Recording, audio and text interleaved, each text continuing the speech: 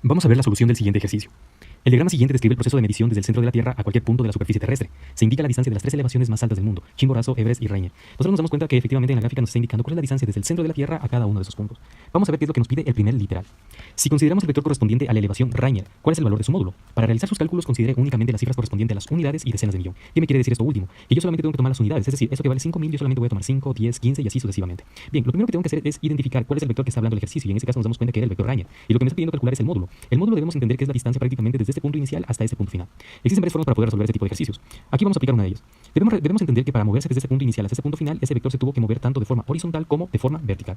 Ustedes se dan cuenta que con ese desplazamiento horizontal y ese desplazamiento vertical, a lo que acabamos de hacer es formar un triángulo rectángulo, donde en este caso lo que me estaría pidiendo es encontrar el valor de la hipotenusa. Para poder lograr eso, primero yo necesito conocer cuánto valen los dos catetos. Entonces vamos a ver la figura. Nos damos cuenta que de aquí vale 5, aquí vale 10 y aquí vale 15. Entonces ese primer cateto vale 15. Y de igual forma, de manera vertical, nos damos cuenta que aquí vale 5, 10 y 15. Coincidencialmente, los dos catetos son iguales.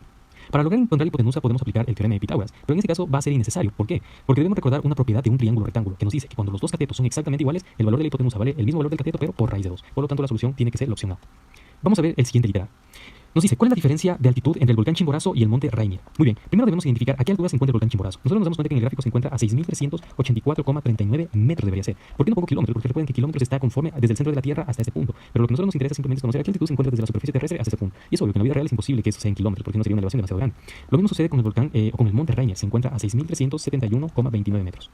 Lo que me está diciendo es la diferencia, entonces lo que yo tengo que hacer es restar esos dos valores. Entonces, como los miles me coinciden, entonces no tengo que tomar en cuenta. Eso también no tengo que tomar en cuenta, entonces yo digo de 71 a 84, obviamente hay 13, y de 29 a 39, obviamente me faltan 10. Entonces la respuesta correcta tiene que ser 13,10 metros. Bien, continuemos con el siguiente literal. Para ir finalizando, vamos a resolver el literal C. Nos dice, encuentra el perímetro del paralelogramo, es decir, un rectángulo formado con las mediciones del monte Everest. Entonces, primero tenemos que identificar cuál es el monte Everest y nos damos cuenta que es ese vector de aquí. Muy bien, aquí nos aconseja lo mismo que en el primer literal. Entonces, vamos a decir que eso vale 5, que eso vale 10, eso vale 15 y eso vale 20. En total, todo ese lado vale 20. Y de igual forma, de manera vertical, nos damos cuenta que eso vale 5 y eso vale 10. En total, vale 10. Entonces, ¿cómo formamos un rectángulo a partir de esas mediciones? Nosotros nos damos cuenta que si eso vale 10, desde ese punto hacia arriba también tiene que valer lo mismo, es decir, 10. Y lo mismo sucede de aquí a acá. Tiene que valer 20. Entonces, 20 más 20, 40 más 10, 50 y más 10, 60. La respuesta correcta tiene que ser el literal A. Eso ha sido todo por este ejercicio. Vamos a ver la solución del siguiente ejercicio. El diagrama siguiente describe el proceso de medición desde el centro de la Tierra a cualquier punto de la superficie terrestre. Se indica la distancia de las tres elevaciones más altas del mundo.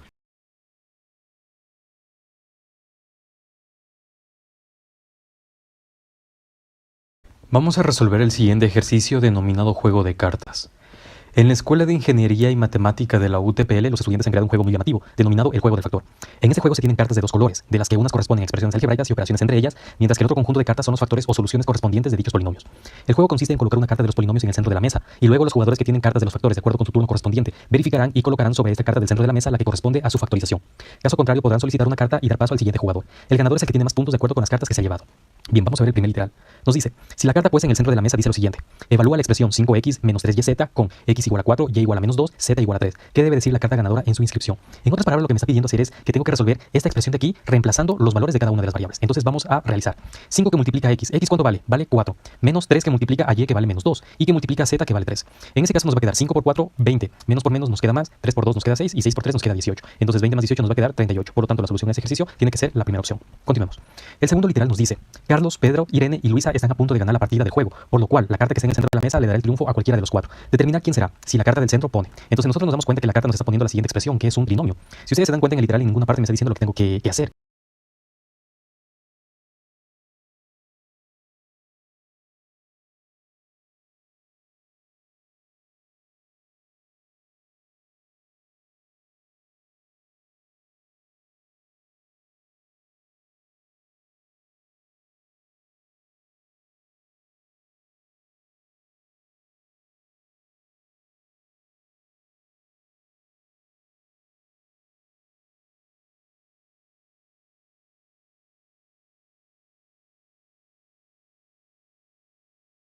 Pero sin embargo, si yo analizo las respuestas, me doy cuenta que lo que tengo que hacer es factorar. Para factorar, la verdad, existen diferentes técnicas. La que yo voy a hacer aquí es una de ellas.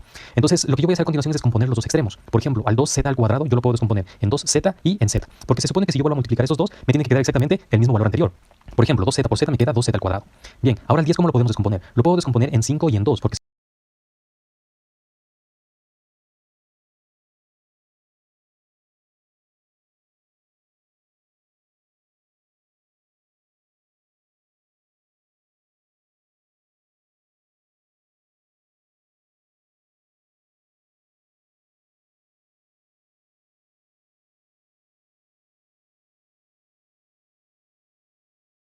5 por 2 me queda 10. Pero ojo, aquí me tiene que quedar ese signo menos, lo tengo que distribuir en cualquiera de los dos. En ese caso, como yo sé el signo menos a qué número le corresponde, si al mayor o al menor, ojo, puede ir en cualquiera de los dos. Todo depende del término que se encuentra en el centro. ¿Eso qué me quiere decir? Yo me doy cuenta que el término que está en el centro es positivo, por lo tanto se supone que la solución tiene que ser positiva. ¿A qué me refiero con solución? A que al momento de multiplicar en x y sumar esos dos resultados tengo que obtener el segundo valor. Vamos a ver. Entonces, como yo me di cuenta que si yo le pongo el signo menos aquí, me va a quedar aquí 2z por menos 2 me va a quedar menos 4z. Y si yo multiplico z por 5 me va a quedar 5z. Entonces, si yo realizo esta operación me va a quedar 5z menos 4z, me va a quedar 1z. Pero como es 1, yo puedo omitir. Entonces, ustedes se dan cuenta que aquí el resultado y me queda exactamente con el mismo signo que el término del centro. Entonces, quiere decir que está bien factorado. Por lo tanto, yo procedo a agruparlos de forma horizontal. Entonces, si yo los agrupo de forma horizontal, yo me voy a dar cuenta que voy a obtener justamente el primer literal. Es decir, la respuesta A tiene que ser la solución correcta. Continuemos. Bien, tenemos el último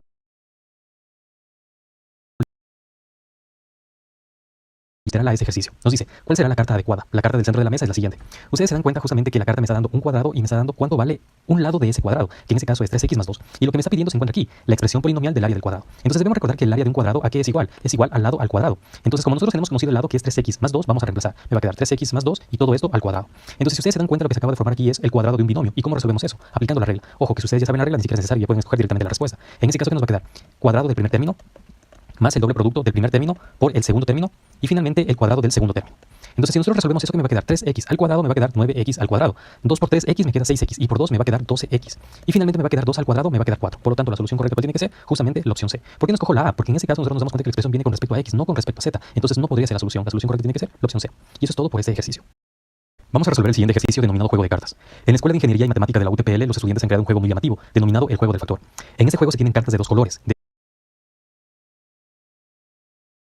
Vamos a resolver el siguiente ejercicio denominado volcán Chimborazo.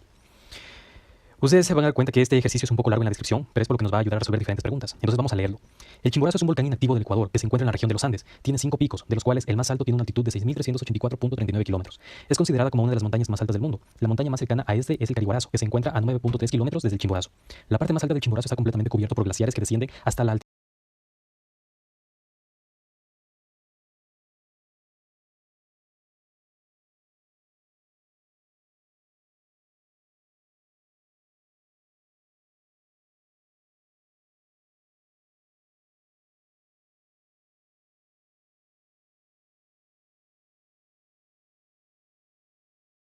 de 4.600 metros.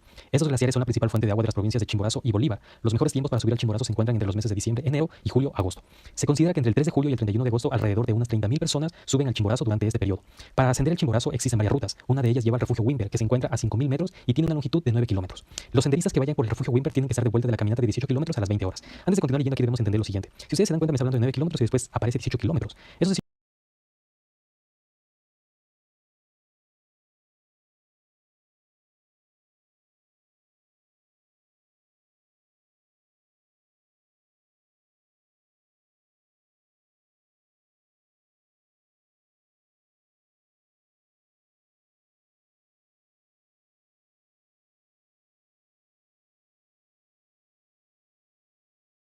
8 kilómetros aparece porque son 9 kilómetros de subida y 9 kilómetros de bajada. Continuemos. Carlos y su grupo de amigos calculan que pueden ascender la montaña caminando a 1.5 kilómetros por hora como media y descenderla al doble de velocidad. Estas velocidades tienen en cuenta las paradas para comer y descansar. Vamos a ver entonces qué es lo que me dice el primer literal. Nos dice lo siguiente. Como media, aproximadamente cuántas personas suben al Chimborazo cada día entre el 3 de julio y el 31 de agosto. Para resolver este literal tenemos que recordar lo que nos decía justamente el ejercicio, que se consideran que entre ese periodo, es decir, entre el 3 de julio y el 31 de agosto, alrededor de 30.000 personas suben al Chimborazo, pero en todo este periodo.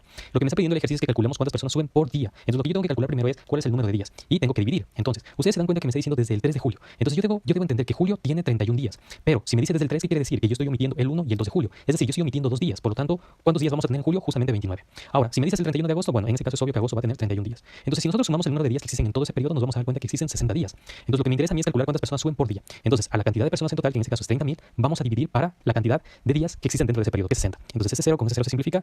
30 dividido para 6 me queda 5. Por lo tanto, la respuesta cuál tiene que ser 500 personas suben por día aproximadamente. La respuesta tiene que ser el literal A. Continuemos. Ahora tenemos el literal B. Nos dice lo siguiente. Según las velocidades estimadas por Carlos, ¿a qué hora puede, como muy tarde, iniciar su caminata de modo que pueda estar de vuelta a las 20 horas? Lo primero que debemos entender es a qué se refiere como muy tarde. Lo que nosotros tenemos que hacer es calcular prácticamente cuánto se demora en la caminata para establecer una hora para que lleguen justamente a las 20 horas, en este caso, bueno, 8 de la noche. Para lograr entender eso debemos recordar justamente una parte que nos decía el ejercicio, que los senderistas que vayan por el refugio Wimper tienen que estar de vuelta de la caminata de 18 kilómetros a las 20 horas. Recuerden que los 18 kilómetros estaban distribuidos en 9 kilómetros de subida y en 9 kilómetros de bajada. Perfecto. ¿Y qué más nos decía? Que Carlos y su grupo de amigos calculan que pueden ascender la montaña caminando 1.5 kilómetros por hora. Entonces van a subir con una velocidad de 1.5 kilómetros por hora. Y nos dice van a descenderla al doble de velocidad. Si nos dice que la van a descender al doble de velocidad, ¿qué quiere decir? El doble de 1.5 es 3. Entonces van a descenderla en 3 kilómetros por hora. En este caso la pueden hacer intuitivamente o pueden, si ya tienen práctica, la pueden hacer de una forma mucho más rápida. Así que vamos a interpretar. Lo primero que tenemos que hacer es determinar el tiempo que se demoran subiendo y el tiempo que se demoran bajando y obviamente sumar ambos tiempos. Entonces, el tiempo que se demoran subiendo, ¿a qué es igual? Eso es igual a espacio sobre velocidad. Entonces, el espacio se refiere a la distancia, que en este caso va a ser 9 kilómetros. Y eso va a ser dividido para 1.5 kilómetros por hora. Entonces, kilómetro con kilómetro lo podemos simplificar. Ya sabemos que la respuesta tiene que quedar en horas. Entonces, vamos a ver. Entonces, el tiempo va a ser igual a 9 dividido para 1.5. Si se les complica trabajar con decimales, podemos convertir la fracción. 1.5 es igual a 3 medios, porque 3 dividido para 2 es 1.5. Ustedes se dan cuenta que este 9 yo puedo sobreentender que saldría dividido para 1. ¿Por qué lo hago de esa forma? Para que entiendan que yo voy a multiplicar extremo con extremo y medio con medio. Al final me va a quedar 9 por 2, me va a quedar 18 y finalmente 3 por 1 me va a quedar 3. Por lo tanto, el tiempo de subida de cuánto va a ser, 18 para 3 va a ser de 6 horas. Entonces, si descienden al doble de velocidad, ¿qué quiere decir? Que se van a demorar la mitad. Por lo tanto, aquí va a ser 3 horas. Pero vamos a calcular. El tiempo es igual exactamente lo mismo. Distancia sobre velocidad. La distancia va a ser exactamente la misma, 9 kilómetros. Y la velocidad va a ser de 3 kilómetros por hora. Ya sabemos que eso se simplifica y va a quedar en horas. Entonces, 9 dividido para 3 me va a quedar 3 horas. En total, si yo sumo 6 más 3, ¿cuánto se van a demorar en total en la caminata? Lo que se están demorando en total van a ser justamente 9 horas. Por lo tanto, la caminata dura 9 horas. Pero entonces, ¿a qué hora pueden salir como muy tarde para que lleguen justo a las 20 horas? Entonces, si a las 20 horas les quitamos las 9 horas que se están demorando en la caminata, nosotros nos vamos a dar cuenta que como muy tarde pueden salir a las 11 de la mañana. Eso es todo. Vamos a ver el siguiente literal. Carlos, Pedro y Juan, que se encuentran en el grupo de amigos senderistas, han llevado un podómetro para contar los pasos durante su recorrido. ¿Cuántos pasos realizaron durante el recorrido? La siguiente ecuación muestra la lectura obtenida de la cantidad de pasos realizada. En conclusión, lo que me está pidiendo hacer el ejercicio es que yo tengo que simplificar esa expresión de aquí, porque al momento de simplificar yo estaría encontrando prácticamente la cantidad de pasos que realizaron los senderistas durante su recorrido. Entonces nosotros nos damos cuenta que justamente en esa primera parte yo tengo una fracción, donde el denominador tiene un exponente negativo. Entonces para que ese exponente se vuelva positivo, yo lo tengo que pasar al otro lado de la fracción. Es decir, si está en el denominador, lo tengo que pasar al numerador, quedando de esa forma 2 al cuadrado. Eso que va a multiplicar a 3 al cuadrado, lo vamos a dejar por el momento expresado de esa forma. Acá sucede exactamente lo mismo, es decir, me va a quedar 5 a la sexta, pero nosotros nos damos cuenta que todo eso está elevado a la 1/3. Y finalmente va a quedar multiplicado 5 al cuadrado. Ahora bien, en este caso nosotros nos damos cuenta que aquí tenemos potencia de una potencia. Entonces, cuando tenemos este caso de exponentes, lo que nosotros tenemos que hacer es multiplicarlos. Es decir, es como si estuviéramos multiplicando 6 por 1/3. Entonces, ya sabemos que aquí se multiplica numerador con numerador y denominador con denominador. El denominador se sobreentiende que es 1. Entonces, ¿qué me va a quedar? 6/3, que al final 6 dividido para 3 me va a quedar 2. Entonces, es como si aquí me quedara 2 al cuadrado. Entonces, pongámoslo aquí al cuadrado. Bien, ahora nosotros tenemos 2 al cuadrado, me queda 4. ¿Qué multiplica? 3 al cuadrado me queda 9. 5 al cuadrado me queda 25 y 5 al cuadrado me queda 25. Entonces, si realizamos esa operación, me va a quedar 4 por 9, me va a quedar 36. 25 por 25 me queda 625. Por lo tanto, 36 por 625 me va a quedar justamente 22.500. La respuesta correcta tiene que ser la opción A. Y finalmente vamos a ver el último literal. Nos dice lo siguiente. ¿Cuál es la distancia que existe entre la altitud de los glaciares y el pico más alto del Chimborazo? Para resolver esa pregunta vamos a entender o vamos a recordar lo que nos dijo el ejercicio anteriormente. Que el Chimborazo tenía 5 picos, de los cuales el más alto tiene una altitud de 6.384,39 kilómetros. Ustedes se van a dar cuenta que las unidades con las que trabaja el ejercicio o las personas que plantearon ese ejercicio en la UTPL están mal, porque yo no puedo sumar ni restar unidades diferentes, aquí es kilómetros y aquí es metro. Yo hubiera tenido que convertir, pero como en ese caso si yo convierto no me va a coincidir la respuesta, yo voy a trabajar 100 unidades, ya que incluso las mismas respuestas vienen sin unidades. Entonces vamos a ver. Nos dice que la parte más alta del Chimborazo está completamente cubierto por glaciares que descienden hasta la altitud de 4.600 metros. Entonces vamos a tener aquí 4.600 metros. 4.600 metros, aquí corrijámoslo. Listo, muy bien. Entonces, me está diciendo cuál es la distancia que existe entre la altitud de los glaciares y el pico más alto del Chimborazo. Entonces, yo voy a encontrar la diferencia de altura prácticamente. En este caso, como yo no estoy trabajando con decimales aquí, yo voy a seguir teniendo justamente 39. Entonces, por el momento yo puedo eliminar ese de aquí y por el momento puedo eliminar ese de aquí, ya que el decimal tuvo que estar en esa posición. Ahora, nosotros nos damos cuenta que obviamente como nos está pidiendo distancia, en la distancia no nos interesa el signo. Por lo tanto, yo puedo decir que la C no puede ser. Directamente tiene que ser la opción A. Pero vamos a ir restando esa parte de aquí. Si ustedes restan ese de aquí, existen varias formas para ir restando de forma intuitiva. Por ejemplo, nosotros nos vamos a dar cuenta que si yo le quito esos 4 aquí, yo le tengo que quitar 4 aquí. Por lo tanto, aquí me va a quedar 2, es decir, 2.384,39. Es decir, aquí me estaría quedando lo siguiente. Lo que les estoy explicando no es necesario que lo hagan, simplemente es para que, si es que no recuerdan cómo restar ese momento, por ejemplo, lo puedan hacer de esa forma. Bueno, aquí puse el 0 porque, bueno, yo estoy viendo que como no tengo decimales, tiene que ser 0. Entonces, si yo le quito 300 aquí, me va a quedar 300. Y si yo le quito 300 aquí, me va a quedar 2084. Si yo le vuelvo a quitar 300 y yo le quito 300 aquí, me va a quedar 1784,39. Bueno, en este caso debería ser metros. Entonces, la respuesta correcta tiene que ser la primera opción. Eso es todo por este ejercicio. Vamos a resolver el siguiente ejercicio denominado volcán Chimborazo. Ustedes se van a dar cuenta que este ejercicio es un poco largo en la Vamos a resolver el siguiente ejercicio denominado compra de aviones. La empresa TAME se encuentra en un periodo de transición de autoridades, por lo que para formar el nuevo consejo directivo de la empresa se necesitan 2 representantes, presidente y secretario. Previo al término de funciones del consejo directivo actual, la empresa adquirirá un nuevo equipo, por lo que una empresa de aviones ha presentado una oferta de 2 aviones en relación a costo, velocidad, capacidad de pasajeros, autonomía de vuelo, etc. Entonces nosotros nos damos cuenta que las gráficas representan los 2 aviones que nos estaban dando el ejercicio, el avión A y el avión B. Vamos a ver lo que nos pide el primer literal. Nos dice, si entre los candidatos que pueden formar el consejo directivo se encuentran Carlos, Juana, Pedro y María, ¿de cuántas formas se pueden formar el consejo directivo? Entonces, en ese caso, siempre que me pida el número de formas, lo que nosotros tenemos que tener en mente son los 3 casos de análisis combinatorio. ¿A qué me refiero? Que nosotros tenemos que tener en cuenta las propiedades de la permutación, de la variación o de la combinación. Para lograr entender qué caso yo tengo que ocupar, vamos a intentar entender de qué se tratan esas propiedades. Por ejemplo, en una permutación nos dice que entran todos los elementos de un conjunto. Supongamos que nosotros tenemos un conjunto, por ejemplo, de 5 personas. Y supongamos que nosotros tenemos, por ejemplo, 5 sillas. Entonces, la pregunta es, ¿cuántas personas yo necesito para colocar en esas 5 sillas? En ese caso, nosotros nos damos cuenta que necesitamos de 5 personas. Es decir, necesitamos tomar todos los elementos del conjunto. A eso se refiere la primera propiedad. Ahora bien, nos dice, si nos importa el orden de los elementos. ¿Esto a qué hace referencia? Imaginemos que nosotros tenemos un conjunto de 3 números, por ejemplo, el 1, el 2 y el 3. Y supongamos que nosotros queremos formar números de 3 cifras. Bien, entonces supongamos que al 1 yo lo coloco primero, al 2 yo lo coloco segundo y al 3 yo lo coloco tercero. ¿Qué número estoy formando? Estoy formando el número 123. Ahora bien, ¿qué es lo que sucede si yo quiero formar otro número de 3 cifras? Pero en esa ocasión yo voy a poner primero el 3, después el 2 y después el 1. Ustedes se dan cuenta que acabamos de formar el número 321. Es decir, eso es un número completamente diferente al anterior. Entonces ustedes se dieron cuenta que al momento de cambiar la posición de cada uno de los elementos me cambio el orden. A eso se refiere con que sí tenemos que tomar en cuenta el orden de los elementos. Ahora bien, una variación. Una variación se diferencia de una permutación por el hecho de que entra solo una parte de los elementos del conjunto. Por ejemplo, supongamos que nosotros nuevamente tenemos 5 personas y en ese caso supongamos que tenemos 3 sillas. Entonces, ¿cuántas personas necesitamos para sentar en esas 3 sillas? Solamente 3. Es decir, estamos sumando solo una parte de todo el conjunto en total. ¿Y a qué se refiere con que si nos importa el orden? Exactamente lo mismo que en una permutación. Y finalmente vamos a ver una combinación. Nos dice que entra una parte de los elementos de un conjunto. Ya sabemos a qué se refiere, es parecida a una variación. Pero ¿cuál es la diferencia? Que en una combinación no nos interesa o no nos importa el orden de los elementos. ¿Eso a qué se refiere?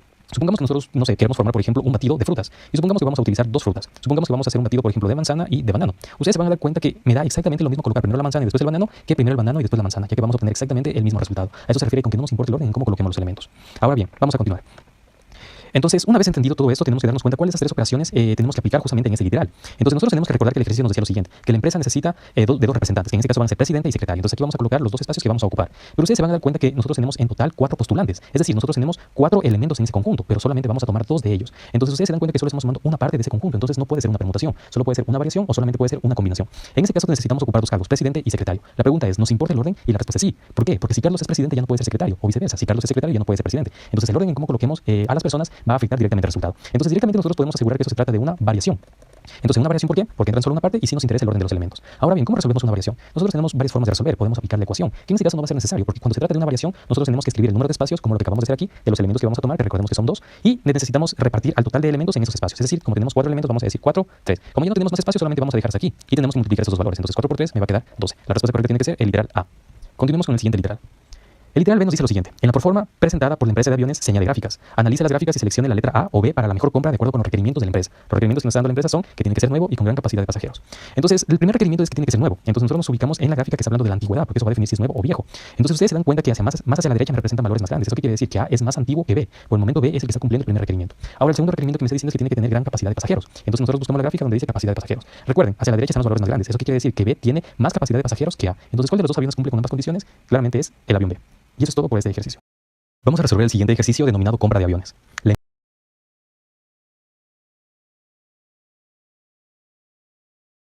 Vamos a resolver el siguiente ejercicio denominado el cultivo de maracuyá. A decir Platón, la geometría existe en todas partes. Ejemplo de ello es que las simetrías de orden impar solo se encuentran en los seres dotados de vida, y la materia orgánica solo presenta simetría par. En un campo se tiene un cultivo de maracuyá. El perímetro de dicho campo es de 42 metros y su largo mide 5 metros más que su ancho. La producción, es decir, la cantidad de frutas del campo, está dada por la simplificación de la siguiente expresión. Entonces nosotros nos damos cuenta que al momento de que simplificamos esa expresión nos va a dar la cantidad de frutas que obviamente va a producir el campo. Y me está diciendo que X es igual a la simetría de la flor de maracuyá. Vamos a ver a lo que se refiere. Bien, veamos el primer literal. Nos dice, ¿qué simetría tiene la flor de maracuyá? Entonces, la simetría se refiere simplemente a la composición de la flor, que en este caso nosotros nos damos cuenta que está conformado por 5 pétalos. Aquí tenemos 1, 2, 3, 4 y 5. Entonces, no importa qué parte de la flor tomemos, siempre va a coincidir ese valor. Por ejemplo, 1, 2, 3, 4 y 5. Entonces, nosotros nos damos cuenta que la simetría de la flor es pentagonal, ya que está compuesto siempre por 5 pétalos. Continuemos. Ahora tenemos el literal B. Nos dice, determinar la cantidad total de la producción. Para lograr entender eso debemos recordar justamente que la cantidad de producción venía representada con esta expresión, donde me dice que X es igual a la simetría de la flor de maracuyá. Entonces nosotros tenemos conocida la simetría de la flor, claro que sí, en el anterior literal habíamos descubierto que es pentagonal. ¿Eso qué quiere decir? Que X tiene que valer 5. Bien, entonces bueno, escribámoslo para acá, X es igual a 5. A ver, escribámoslo bien. Perfecto. Ahora bien, entonces a partir de aquí nosotros tenemos 2 opciones. La primera opción es factorar y simplificar, que tal vez para algunas personas se les haga un poco más largo o más complicado, o la segunda opción es reemplazar el valor de X en la expresión, y es lo que vamos a hacer en ese preciso momento. Entonces vamos a ir reemplazando así de forma horizontal. Nos dice X al cuadrado, es decir, 5 al cuadrado me va a quedar 25, menos X, que ya sabemos que vale 5, y me dice menos 2. Eso que multiplica 5 al cuadrado, 25 menos 9. Todo eso está dividido para lo siguiente. Tenemos X al cuadrado, es decir, 5 al cuadrado me va a quedar 25, menos 5 por 2 me va a quedar 10, y aquí me va a quedar menos 3. Y todo eso tiene que multiplicar a X al cuadrado, que en este caso ya sabemos que es 25, más 5 y menos 6. Toda esa expresión se le está sumando 200X dividido para 4. En este caso ya podemos irlo simplificando. Por ejemplo, 200 dividido para 4 ya sabemos que es 50. 50 por X, es decir, 50 por 5 nos va a quedar 250. Bien, entonces tenemos que simplificar toda esa parte de aquí, todo este término, para saber qué número tengo que sumarle al 250. Entonces 25 menos 5 me queda 20. 20 menos 2 me va a quedar 18. Muy bien. ¿Qué multiplica? 25 menos 9 me queda 16. Todo eso está dividido para 25 menos 10 me queda 15. 15 menos 3 me queda 12. Y finalmente tenemos 25 más 5, 30, y 30 menos 6 nos queda 24. Y no nos olvidemos que todo eso está sumando a 250. Ahora bien, a partir de aquí tenemos que simplificar. En este caso no tenemos que multiplicar directamente porque si no sería demasiado largo. Tenemos que analizar los términos y ver qué es lo que puedo simplificar. Por ejemplo, ¿qué tienen en común el 16 y el 24? Que yo lo puedo sacar la octava. Por ejemplo, la octava de 24 es 3, la octava de 16 en este caso es 2. Por ejemplo, el 18 y el 12, la sexta de 12 es 2 y la sexta de 18 es 3. Entonces ustedes se dan cuenta que los valores de arriba me coinciden con los de abajo. Entonces al 3 lo simplifico con el 3, el 2 lo simplifico con el 2 y toda esa expresión se simplificó quedándome justamente 1. Entonces me va a quedar 1 más 250, la respuesta tiene que ser 251. Es decir, tiene que ser el literal D. Continuemos con el siguiente. Ahora tenemos el literal C, nos dice determine el área del campo de cultivo. Para resolver ese literal tenemos que recordar lo que nos decía la pregunta principal. El perímetro de dicho campo es de 42 metros y su largo mide 5 metros más que su ancho. Ustedes se dieron cuenta que la pregunta en ninguna parte me especificaba cuál es la forma de este campo. Sin embargo, al momento de que nos está hablando de largo y al momento de que nos habla de ancho, nosotros podemos suponer que se trata de un rectángulo. Ahora bien, ¿qué me está diciendo? Que el perímetro de ese rectángulo es igual a 42. Otro dato que me está dando es que me está diciendo que el largo mide 5 metros más que su ancho. ¿Eso qué me quiere decir? Que si el ancho vale, por ejemplo, X, el largo ¿cuánto tiene que valer? 5 metros más que su ancho. Es decir, tiene que valer el ancho más 5 metros. Ahora bien, lo que me está pidiendo el ejercicio es el área. Entonces, el área de un rectángulo que es igual al largo por el ancho. Nosotros tenemos conocido el valor del largo, realmente no, simplemente lo tenemos representado y tampoco tenemos conocido el valor del ancho. Entonces, lo primero que tenemos que hacer es encontrar esos dos valores y para eso vamos a valernos del dato que nos está dando el ejercicio, que el perímetro es de 42 metros. Entonces, vamos a utilizar eso. Entonces, nosotros debemos recordar que el perímetro de un rectángulo es igual a 2 veces el largo más el ancho. Entonces, si nosotros reemplazamos aquí el perímetro, nos va a quedar 42 va a ser igual a 2 veces que multiplica al largo, pero el largo ¿cuánto vale? X más 5. Y tenemos que sumar el ancho, pero el ancho ¿cuánto vale? En este caso es X. Entonces, al momento de que reemplazamos, nos damos cuenta que acabamos de formar una ecuación con un incógnito, entonces yo tengo que despejarla. En vez de multiplicar ese 2 por cada uno, directamente puedo decir que ese 2 como está multiplicando pasa a dividir. 42 para 2 me va a quedar 21. Igual, x más x me va a quedar 2x y aquí me queda más 5. Ese 5 como está sumando pasa a restar, 21 menos 5 me queda 16, eso es igual a 2x, por lo tanto ese 2 como está multiplicando pasa a dividir, por lo tanto x tiene que ser igual a 8. El valor de x recordemos que es referencia al valor del ancho, eso quiere decir que el ancho vale 8 y el largo tiene 5 metros más que su ancho, entonces 8 más 5 sabemos que me va a quedar 13. Una vez conocido el valor del ancho y del largo, nosotros ya podemos reemplazar en la ecuación del área, entonces me va a quedar 13 por 8, si ustedes multiplican se van a dar cuenta que me va a quedar 13 por 8, 104. En este caso como es el área tiene que ser metros cuadrados, la respuesta correcta tiene que ser la opción C. Y finalmente vamos a ver el último literal, en este caso sería el literal D. Nos dice, al estudiar los números y sus particularidades, encontramos que entre ellos existen números amigos, números perfectos, números amigos cuadráticamente, etc. Los números perfectos son aquellos que tienen la propiedad de ser iguales a la suma de sus divisores, excluyendo el propio número. Ejemplo, 6 es igual a 2 más 3 más 1. Por favor, decir si el número que representa el área del campo de cultivo es perfecto o no. Por favor, seleccione sí o no. Entonces, primero debemos entender a qué se refiere un número perfecto. Entonces, en este caso me está dando el ejemplo con el 6. Entonces, un número perfecto me dice que es igual a la suma de sus divisores. Nosotros sabemos que todo número siempre es divisible para 1, así que lo vamos a poner directamente. Ahora bien, ¿cómo encontramos los divisores de 6? En primer lugar, le vamos a sacar la mitad, que en este caso es 3. Y como ya no podemos sacar la mitad, le vamos a sacar la tercera, que en este caso es 1. Entonces, esos valores de aquí me representan sus divisores, que en este caso, además del 1, tenemos el 2 y tenemos el 3. Y me está diciendo que tengo que excluir al mismo número. Entonces 2 por 3 me queda 6, pero no lo tengo por qué escribir. Entonces si yo sumo esos divisores, me voy a dar cuenta que me queda 1 más 2, 3. 3 más 3 me queda 6. Como la suma de sus divisores me coincide con el mismo número, quiere decir que es un número perfecto. Bien, una vez entendido esto, vamos a determinar si el área del campo de cultivo es perfecto o no. Recordemos que el área del campo de cultivo era 104. Entonces vamos a ir sacando sus divisores. Nosotros sabemos que de ley va a ir el 1, así que lo vamos a escribir directamente. Entonces, ¿cómo encontramos los divisores? Siempre dividiendo para 2. La mitad de 104 me va a quedar 52. La mitad de 52 me va a quedar 26. La mitad de 26 me va a quedar 13. Y como no puedo sacar ningún otro valor al 13, directamente lo voy a dividir para 13, que en este caso va a ser 1. Recordemos que todos esos valores de aquí me representan los divisores. No tengo por qué volver a escribir el 2, solamente tengo que escribirlo una vez, ya que siempre va a ser divisible para el mismo valor. Y también tengo que sumar en este caso el 13. Pero ¿cómo encuentro los demás divisores? En este caso el objetivo de descomponerlo es ir multiplicando cada uno de esos valores para ir encontrando los demás divisores. Por ejemplo, 2 por 2 me queda 4. Bien, 4 por 2 me queda 8. Y 8 por 13 me queda 104. Pero recordemos que no lo tengo que poner al mismo número. Bien, continuemos. Ahora, ¿qué otro divisor? Por ejemplo, 13 por 2 me queda 26. 26 por 2 me queda 52. Y 52 por 2 me queda 104. Y ya sabemos que no tenemos por qué escribirlo. Ahora bien, no queda más que sumar simplemente esos valores y determinar si es perfecto o no. Por ejemplo, yo tengo que buscar la forma más fácil de sumar. En este caso, 4 más 26 me queda 30. 8 más 52 me queda 60. Entonces 60 más 30 me va a quedar 90. Bien, aquí me queda 1 más 2, 3 y 3 más 13 me está quedando 16. Entonces 16 más los 90 me va a quedar 106. Entonces, como ustedes se dan cuenta que ese número no me coincide con el área del campo de cultivo, que quiere decir que no es un número perfecto. Y eso es todo por ese ejercicio. Vamos a resolver el siguiente ejercicio denominado el cultivo de maracuyá.